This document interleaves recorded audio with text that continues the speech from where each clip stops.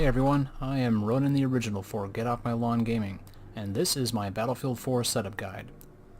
I'm going to step you through how I have the game configured. Whether you want to directly copy my setup or just glean some details is entirely up to you. If you're interested in my doing a deeper dive on anything, let me know in the comments below. As we all know, there's a difference between knowing the path and walking the path. So basically, when you first launch up Battlefield 4, it's going to take you to this handy-dandy launch screen. It's going to show you recently played on servers, obviously an advertisement for Battlefield 5, etc.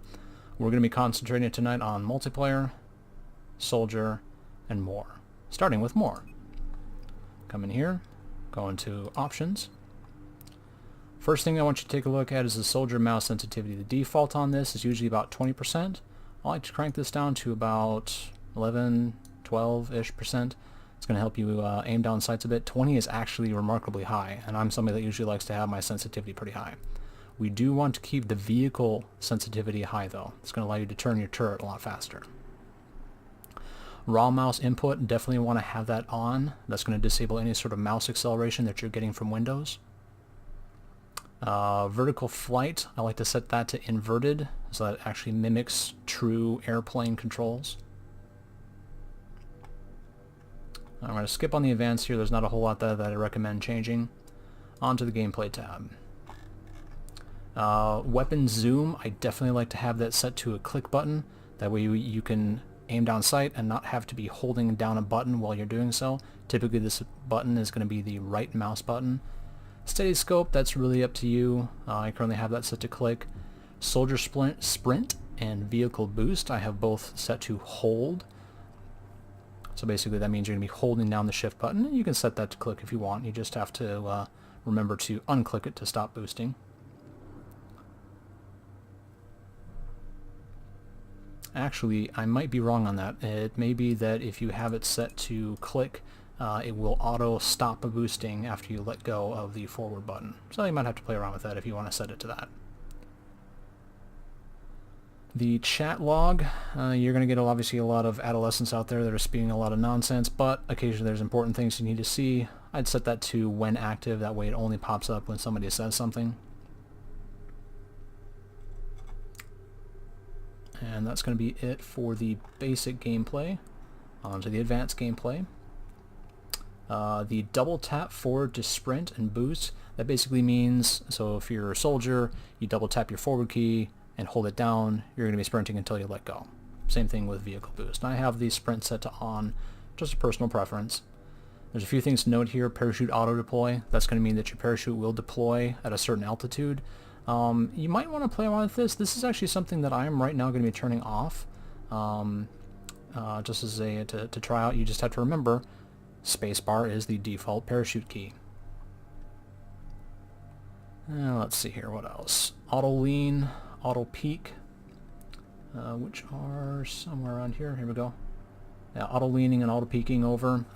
Basically, auto leaning would be you come up against a corner. It will cause you to kind of peek around the corner. You can shoot, and you're not exposing as much of your body.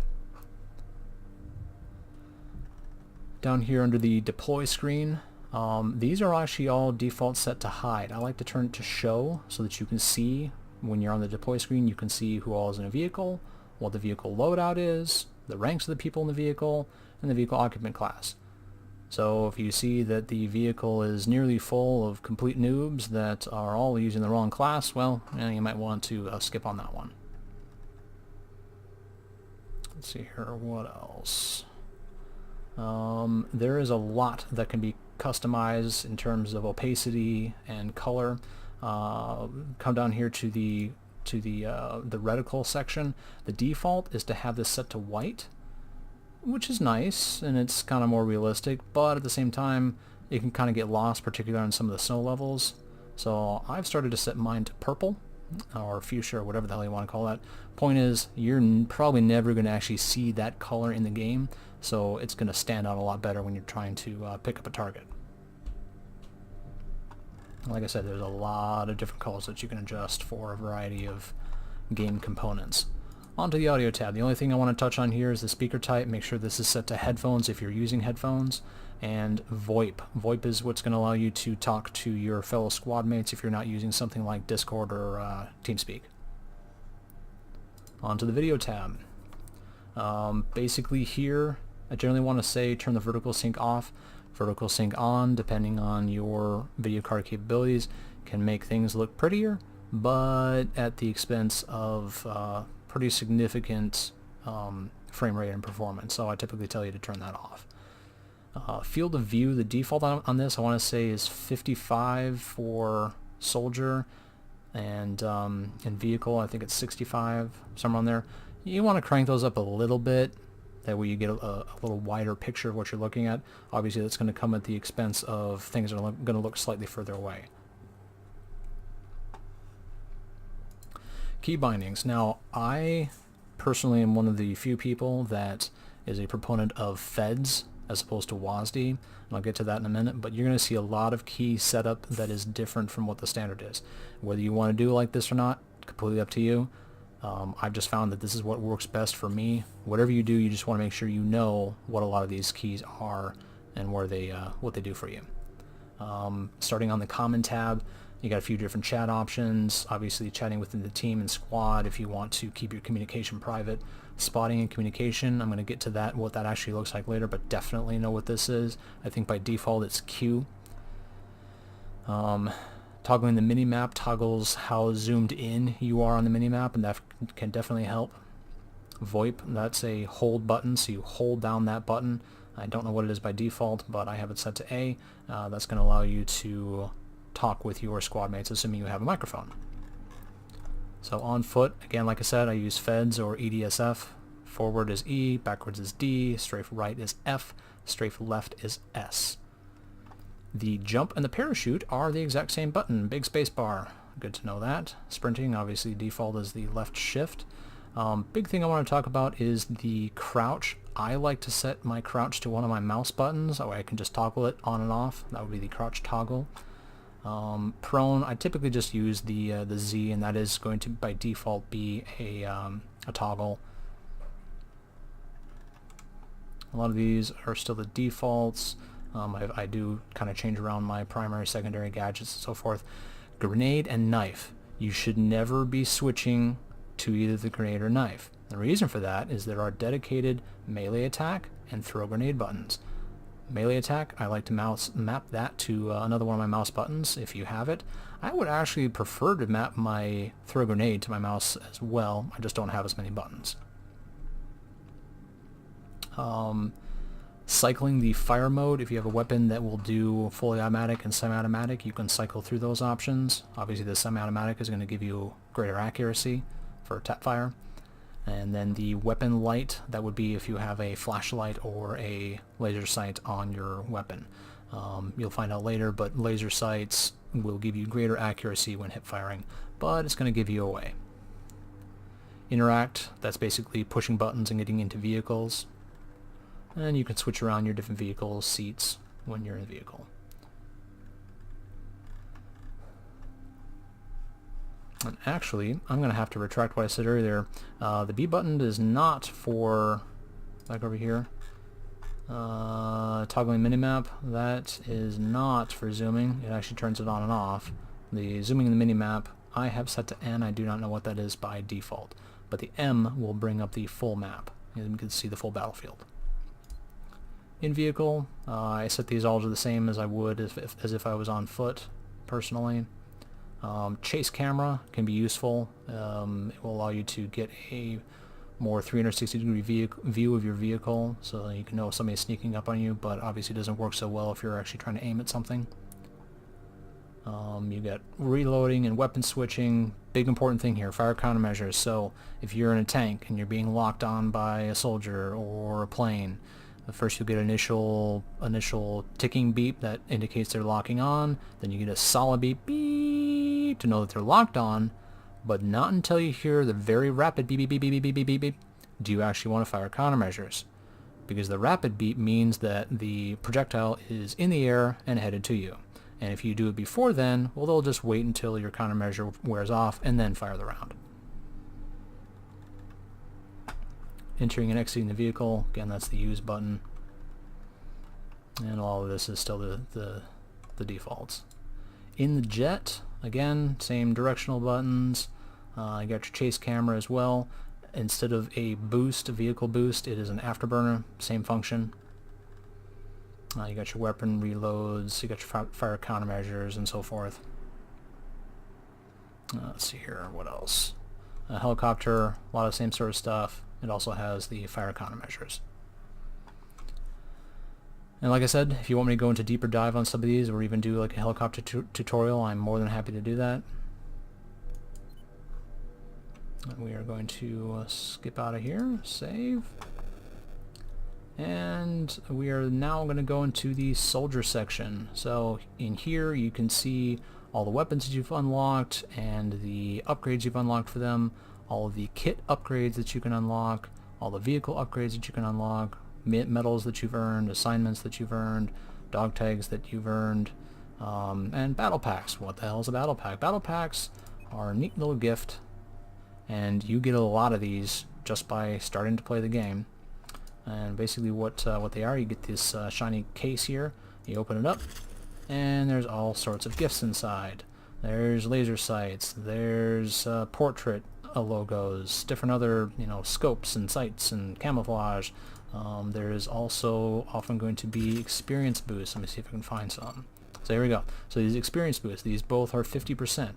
And I'll go over exactly how those work, but basically for the duration of an hour, when you activate it, your experience will be boosted by 50%. With that, we're going to go over to the multiplayer tab. This is where you're actually going to be getting into a game. I don't usually recommend doing quick match. I recommend either joining with your squad or specifically looking for the type of game modes that you want to play and the server setups. Let's say like right here, if I want to do domination, well, it might dump me on this server despite the fact that there's only 3 people here. You can come in here and you can do a very specific filter. I like to come in here and set free slots to 1 to 5, 6 to 10, 10 plus. That gives you a good mix of servers. There's 45 total. If you expand that to, say, they're all full, that can kick it up even more. And you can end up with over 100 servers if you do a full filter. You also definitely want to make sure that your types are set to official and ranked. This is by default. Regions, however, is not by default. You want to come in here and make sure you set to North America so you're not playing in like Germany or Australia and have horrible connection speed. And then from here, it's basically what I like to do is sometimes I'll sort by ping, take a look to see if there's a game that I want to get into, or sort by player to see if I want to play in a smaller server or a bigger server. That's what I do. And lastly, we are going to go into the test range. And the test range is possibly the best thing that they've ever done in a Battlefield game. And they've also done it in Battlefield 5, but it's not nearly this cool yet. I have high hopes that they will fix it. The practice range, or the test range, allows you to practice really any weapons, vehicles, vehicle loadouts that you've unlocked. You have access to everything, and you even have moving targets to shoot at. And it mimics a typical deploy screen. You got to have different objectives that you can deploy to, or you can deploy directly into the various vehicles.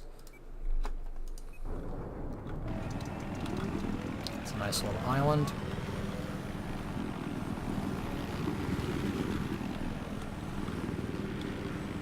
All the different vehicles that you can get into down here on the beach.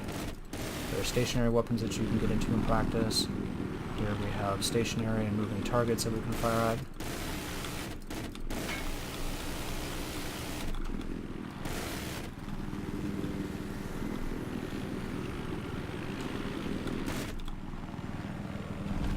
And also in Battlefield there is something called a battlefield pickup. Scattered across various maps there will be extra powerful weapons that you can pick up. This right here is a lock-on surface-to-air. Very fast, very powerful. This one is a surface-to-anything. This is a very, very fast-firing rocket. It's faster than really any of the other ones. See, this is a much slower by rocket by comparison, and a variety of other shotguns, sniper rifles, you know, some 50 caliber jobbies. Over here you can switch your kit if you want to try, you know, check out what you have for assault, engineer, support, recon, trying the different classes and their loadouts, and you can also reload your ammo over here. Other than that, spotting. Basically, what you do with that's the spotting communications button. So that's, like I said, I have it set to H for me. I hold it down, and anything they look at, I say, hey, there's a thing there. You see how it's flashing orange now? Now the rest of my team sees that flashing orange icon, whether it's on a jet or a soldier or whatever, for a short period of time. It can help them identify enemies to shoot at. You also get call-outs, you know, needing a medic, you know, yes, thank you, etc. And lastly, experience boost, that other thing I was telling you about, and the way you actually activate those is through the escape menu. So you press escape, down the bottom right hand corner, I have the 50% boost activated, and you typically want to use 50% over 25 because 50 and 25 are both going to be very prevalent. As you can see, I already have more 50 than I have 25 anyway, and I figure, you know, use all the 50 until you run out. The 100 and the 200, you want to save those until you're on a double XP weekend, or you're just really kicking butt with a bunch of friends. And that is pretty much it. I hope this has been informative. Like I said, if you want me to do a deeper dive on anything, just let me know in the comments. Oh, one more thing. So, one really important thing for weapon usage. If you reload without emptying the mag, much quicker. Put a new mag in, you're ready to go. If you empty the mag, you gotta eject it and cock it, so it's a much longer reload process. That's why you want to, it's good to leave at least a few rounds in before you do a reload. That's it. I hope this has been informative.